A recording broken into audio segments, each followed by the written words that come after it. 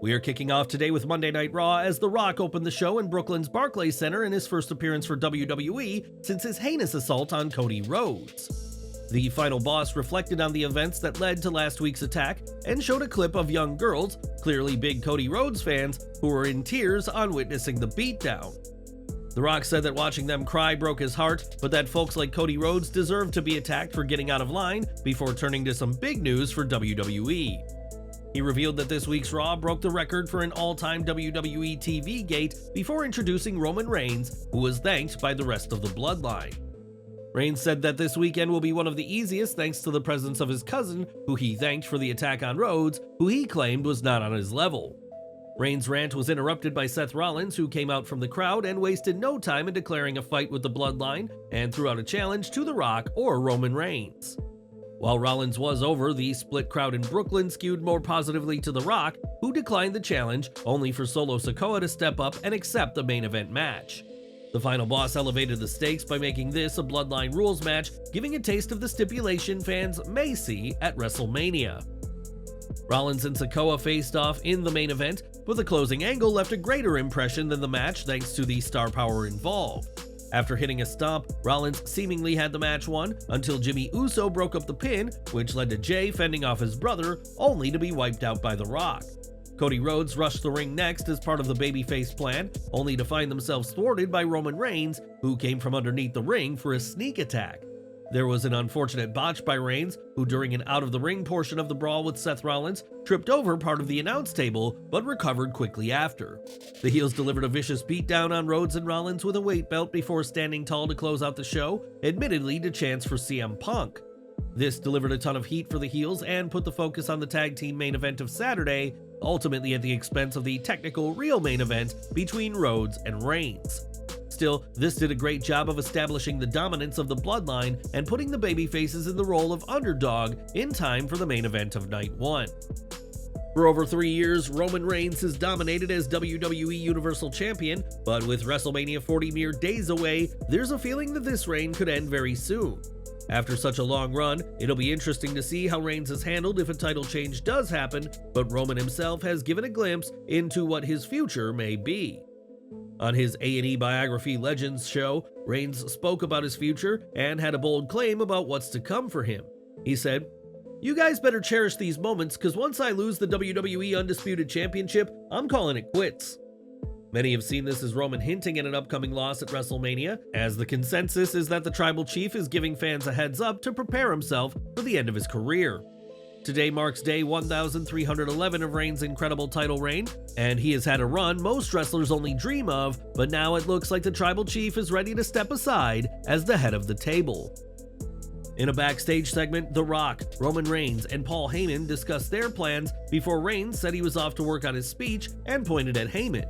The wise man then clarified what had been teased, that Reigns will be the one to induct him into the WWE Hall of Fame this Friday.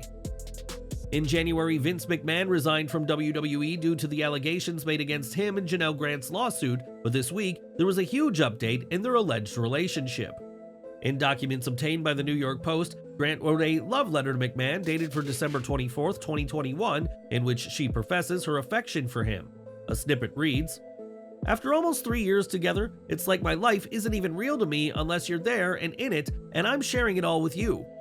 Grant's attorney, Ann Callis, responded to the publication of the letter with condemnation, accusing McMahon of coercion and psychological manipulation. She said, "Frankly, it's pretty disgusting that Vince's weeks-late attempt to defend his horrendous behavior he claims to this day never happened, is to try to showcase letters that Vince himself coerced her to write. His psychological torture of her continues, as is typical of abusive predators who respond to women speaking out with increased threats." Responding, McMahon's attorney, Jessica Taub Rosenberg of law firm Kasowitz Benson Torres, denied any coercion and defended McMahon's actions, stating, "This is revisionist history. No one coerced Miss Grant to write that letter. She wrote it of her own accord." Rosenberg also stated that the letter's content was consistent with other communications between Grant and McMahon during their relationship within WWE. Right now, this love letter could be the linchpin for the entire case, and both sides have weighed in as to whether this profession of love is genuine or was forced from Grant. McMahon has denied all wrongdoing and has claimed the lawsuit is rife with fabrications. And what do you make of this situation now that we know of the letter? Sound off in the comments. The WWE Hall of Fame will take place this Friday, and this week we found out who will be the final inductee into the class of 2024. In a post on Instagram, The Rock announced that his grandmother Lia Maivia will be inducted into the Hall of Fame this year, and that he'll be the one to induct her. Maivia was one of wrestling's first female promoters and excelled in the field, and this induction comes 16 years after her husband, Peter Maivia, was inducted on the eve of WrestleMania 24. The final boss will have a busy weekend ahead of him as he prepares for his first match in over a decade, but we're sure he'll have plenty to say about his grandmother at the Hall of Fame. It was at Survivor Series 2023 that CM Punk made his shocking return to WWE, close to a decade after walking out in 2014 and 2 months after his firing from AEW. For years, fans thought they'd never see Punk in WWE again, and those pleased to see him back have none other than Nick Khan to thank. During an appearance on the MMA Hour, Punk revealed that Khan reached out to him about a return and that this call came just 5 days before Survivor Series. Speaking about his current status, the injured superstar said he feels remarkably well, but that he is reluctant to reveal the extent of his progress and prefers to keep it confidential.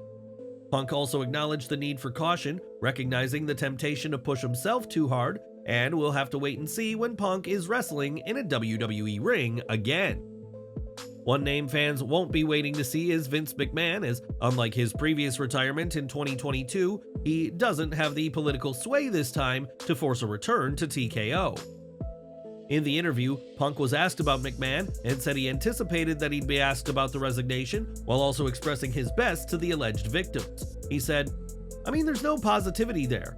I didn't read all the allegations. I read text messages and went, oh, this. It's indispensable. Doing this, I imagined I was going to be asked about it. I know the easiest thing to do is avoid it, but it's there. I'm kind of shocked at how dumb he was, writing stuff down and leaving that paper trail. It's horrific. At this point, all the energy should be used. There's victims here, so what CM Punk thinks about Vince and the CM Punk-Vince relationship doesn't mean f***ing anything here. All that stuff takes a back seat. I'm more concerned about, going forward, how do these people survive going through that trauma?" When asked if WWE is better off without Vince, Punk said that there's really no other answer than yes, and compared this situation to the 2007 Chris Benoit scandal, saying, "I was friends with Chris Benoit, and I'm famously on camera weeping because at the time we didn't know, and the week prior I'm traveling with him, and he grabs me and runs me into the trainer's room, and his little son is in the training room taping up his hands and putting X's on his hands. Obviously, I don't have memories of Benoit traveling with me and murdering people in a gym. I've never been in a room with Vince where he's sexually assaulting somebody, but there's a part of me where, just like with Benoit, I was like, okay, yeah, I can see it." Punk also reflected on the impact of the allegations on those close to McMahon, saying it's hard to reconcile, and said it's sad for Becky Lynch, who has said McMahon was like a father to her. Despite this, Punk felt there was a level of vindication to this story, adding, "He ruined his life, ruining other people's lives, so there's very much a part of me that's like, we got him, good, shuffle him to the basement."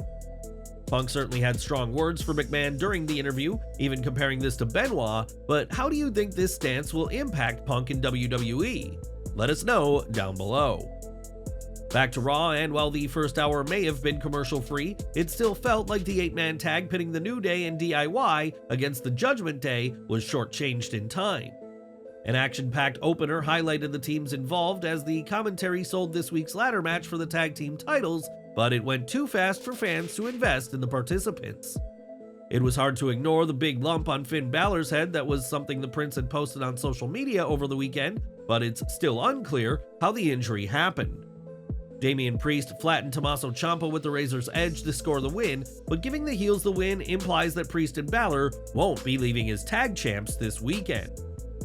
Those who go over on the go-home show typically falter at the premium live event, and with 5 other teams, expect new champions to be crowned in the upcoming ladder match. At WrestleMania 40, Rhea Ripley will defend the Women's World Championship against Becky Lynch, but Mommy won't be walking into her match at 100%. On the MMA Hour, Ariel Helwani asked about the cast Ripley was wearing, and she explained that she's been dealing with a wrist injury for months, and the cast prevents further injury. We have to imagine that Lynch will exploit the injury as she is hungry to win the title from Ripley, so the Aussie may be in for a very tough night this weekend in Philadelphia. Fans didn't have to wait until WrestleMania to see Ripley and Lynch go at it though, as during the MMA Hour, Lynch made a surprise appearance and traded verbal barbs with her opponent. This came after Ripley was asked about what side of Lynch she wants this weekend and said she doesn't want the mom Becky or the wife or the book writer, but wants the man. The tension escalated to the point of a pull-apart between them, adding to the anticipation for their impending clash at WrestleMania 40. Following the altercation, Helwani expressed his surprise and apologized to Ripley and stated that this was not meant to happen and appreciated that the pair didn't break his set. Eagle-eyed fans may have spotted WWE Hall of Famer Molly Holly as part of the team who broke up the altercation, as she now works as a producer for WWE and was called in for this segment.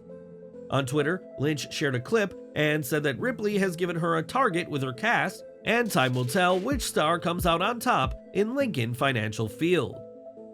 On Raw, an enraged Becky hit the ring and called out the Women's World Champion Rhea Ripley, only to be interrupted by Raw GM Adam Pearce and security. As is typically the case, the competitors avoided the attempt to keep them apart, and the segment saw Lynch wiping the guards and Ripley out with a plancha from the top rope. The guards eventually recovered and separated the women to close the segment, and this was a short, sweet spotlight for what should be one of the best matches on the WrestleMania card. More from CM Punk now, as Vince McMahon wasn't all he discussed on the MMA Hour, and it was inevitable that his time in AEW was going to come up. Punk was cut from AEW following his backstage fight with Jack Perry at All In, and revealed that he asked Tony Khan to handle the former Jungle Boy at the time. Punk also shared that he asked Perry directly, "Why do you insist on doing dumb internet on TV?" which didn't sit right with Perry. Perry responded saying, "If you got something to say, let's do something about it," and Punk said on the show he didn't punch Perry, but instead choked him a little bit. Addressing Tony Khan's claim that he feared for his life backstage at Wembley, Punk dismissed the notion that he did anything that made Khan feel like his life would be ending. He said, "I can't tell you what Tony is thinking, but I can tell you I never did anything to make him fear for his life. There is a continued effort to slander my character." Of course, the All In incident was Punk's second time being suspended, as he was taken off of TV for months following the backstage fight at AEW All Out 2022. Punk was brought back to mark the launch of AEW Collision, but on the podcast revealed that he asked for his release prior to the show launching, but Tony Khan denied it. CM Punk certainly had a lot to say during the podcast, but what of the wrestlers themselves made to his stunning appearance on the MMA Hour? In WWE, reactions among talent varied, as some anticipated Punk addressing AEW-related questions despite the non-disclosure agreements in place. Others hoped that the attention would shift to WrestleMania 40 though, as Punk promoting the upcoming event would have certainly been less controversial. A veteran AEW talent said that the situation was preventable with Punk's happiness, and AEW talent moving forward suggesting a need for learning and reconciliation moving forward. Regarding Punk's AEW departure, there are indications of a non-disparagement agreement in place, suggesting potential limitations on public comments about the situation. Ultimately, CM Punk and AEW wasn't meant to be, but AEW were able to bring Punk back to the world of wrestling, something that WWE is more than happy to benefit from now that he's back.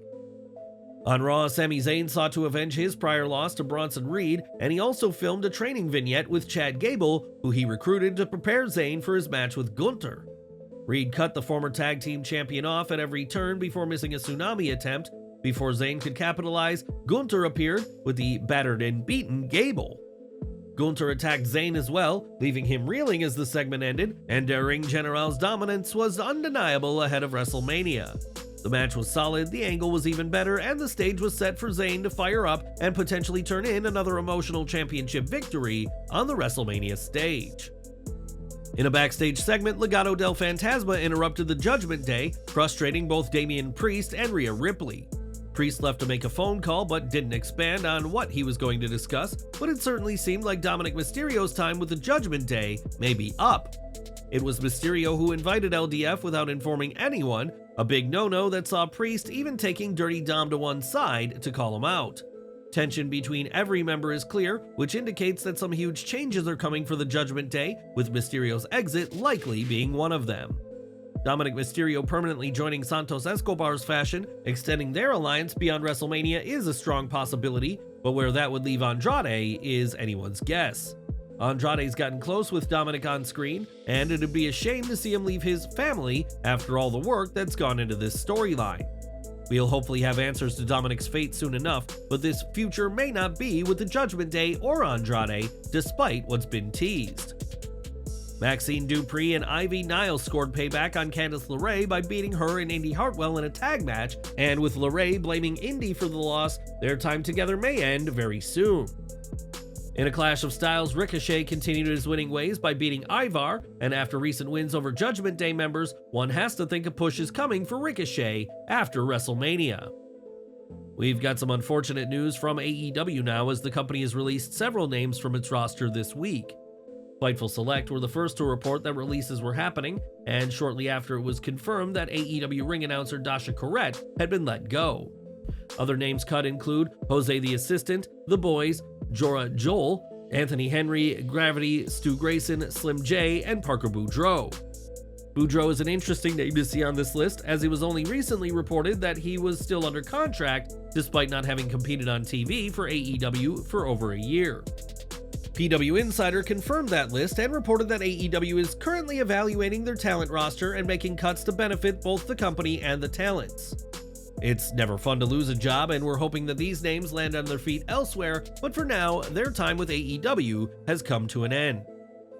In a segment hosted at a funeral home, Drew McIntyre mocked CM Punk, telling fans, "Look in my eyes, what do you see? CM Punk has no match in Philly." McIntyre laid into the out-of-shape has-been and put the final nail in the coffin of Punk's WrestleMania main event dream and Seth Rollins' title reign. But what do you think? Is McIntyre going to win this Sunday? Let us know below. It wasn't just the superstars who were big names at Raw, as at the show, Lin-Manuel Miranda of Hamilton fame arrived with the WWE Golden Championship. Miranda also rocked an LWO shirt for his appearance at Raw, and we'll have to see if this plays into plans at WrestleMania. Damage Control were looking to rebound from the beatdown they took on SmackDown at the hands of Jade Cargill, Bianca Belair, and Naomi by competing on this week's Raw. Sure enough, Dakota Kai, Asuka, and Kairi Sane got the win over Tegan Nox, Shayna Baszler, and Zoe Stark, despite a solid fight from the opposition. This match was little more than a reminder that the faction is around and will be part of WrestleMania, though it would have been good to have Bayley around. Her angle with Io Sky for the Women's Championship has taken a backseat in recent weeks, and hopefully we get something big on SmackDown. And that was this week's Raw, and if the goal of the show was to present the tag team match on Saturday's WrestleMania as the main event of the entire weekend, this show excelled. While the proper main event of WrestleMania will be Reigns vs. Rhodes, the focus was clearly on the tag team match, and given The Rock's involvement, it's not hard to see why. With that said, some of the other WrestleMania matches could have benefited from some expanded hype just days away from the showcase of the Immortals. Sami Zayn vs. Gunther got some decided attention, and Becky Lynch vs. Rhea Ripley had some solid heat behind it, but everything else felt like an afterthought. It's hard to ignore the fact that Jimmy and Jey Uso were in the same building and didn't touch or engage in a fight until Jimmy got involved in the show's main event. There was also no Bayley despite Damage Control being at Raw, but we have to say that the Bloodline, Rhodes, Rollins segments that opened and closed the show were great. This is the money story at WrestleMania, but it did mean that other stories felt like there was more to do that wasn't broached on this week's Raw. But what did you think of the show? Did it live up to the expectations? Let us know in the comments.